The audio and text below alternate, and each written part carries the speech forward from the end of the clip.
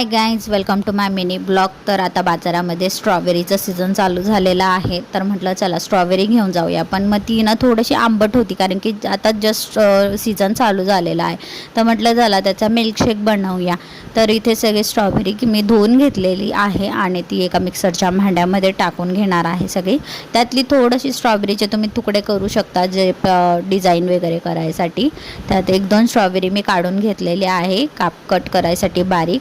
आणि इथे मिक्सर जारमध्ये इथे मी आता स्ट्रॉबेरी सगळी टाकून घेतलेली आहे। त्यामध्ये आपल्याला आता आपल्या अंदाजे साखर टाकायची आहे। तुम्ही साखर कमी जास्त करू शकता, तुम्हाला गोड फिकं जसं पाहिजे तसे तुम्ही साखर टाकू शकता। नंतर त्यामध्ये इथे मी 10 वाले आईस्क्रीम आणलेले आहेत, ते आईस्क्रीम टाकून घ्यायचे आहे। व्हॅनिला फ्लेवरचे आईस्क्रीम आहे, ते 2 आईस्क्रीम टाकून घेतलेले आहे, त्याने छान टेस्ट येते मिल्कशेकला।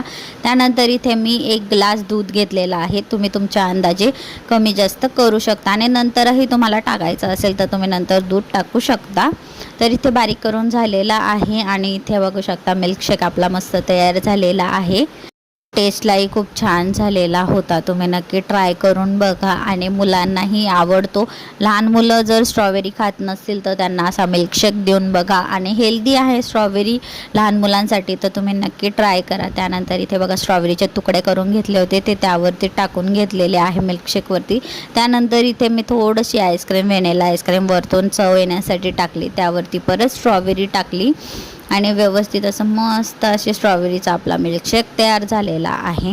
तुम्ही नक्की ट्राय करा, तुमच्या मुलांना द्या, तुम्हीही पिऊ शकता। तर इथे मस्त असं मिल्कशेक तयार झालेला आहे। कसा वाटला कमेंट करून नक्कीच सांगा आणि तुम्ही या सगळेजण प्यायला, तर आजची रेसिपी कशी वाटली कमेंट करून नक्कीच सांगा।